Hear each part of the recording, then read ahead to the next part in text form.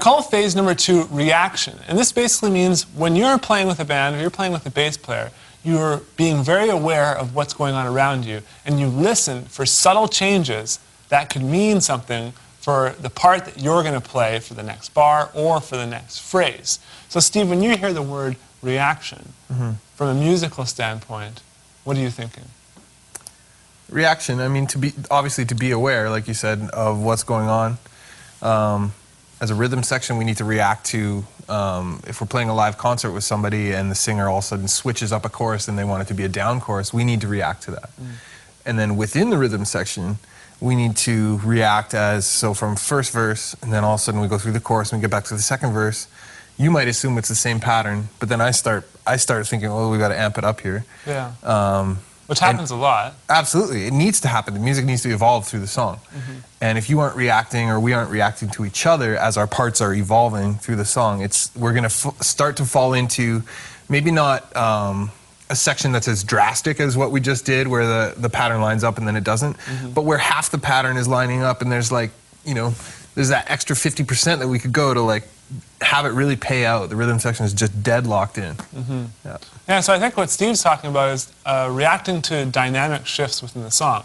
So there's certain parts where you get softer dynamically, and then there's certain parts where you get louder dynamically. Now, there's also other parts where the dynamic is staying the same, but maybe the pattern is actually changing. You know, in phase 1, we focus on pattern. And so you have to be ready for that.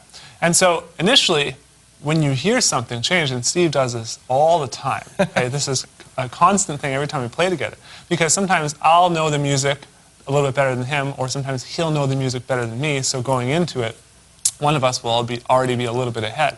And so what will happen is, we'll go to the next phrase, which could be within the same part, so dynamically we're not changing, but in that next phrase of music, there is one extra bass hit.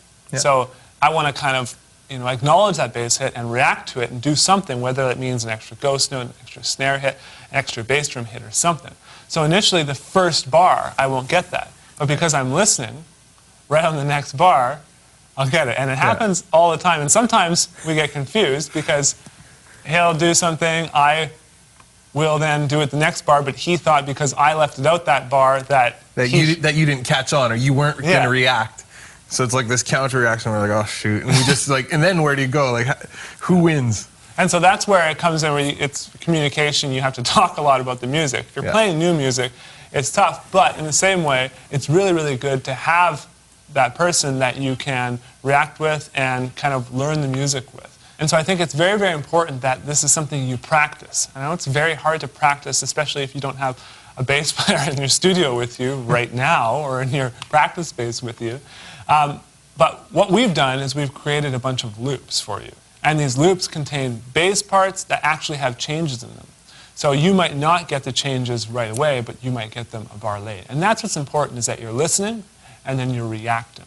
Okay, so Steve, if you don't mind, what we're going to do is I want you to just play a pattern, and then at any point in time, whether it be at the end of a phrase or in the middle of a part at the weirdest random time, I want you to just change something, and I'll do my best to actually react to that change. Okay. And this is all off the cuff for him, so this is just something that he's making up on the spot. We haven't planned this. I don't know that on the third bar, on the end of 4, he's going to add an extra thing, okay?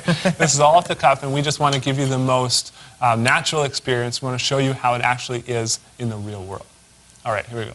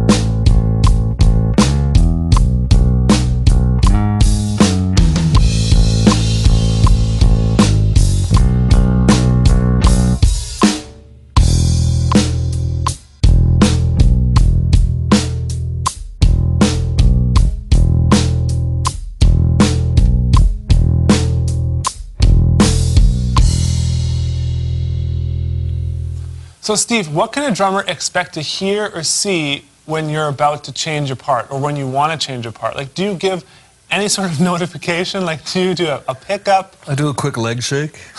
No, absolutely, yeah.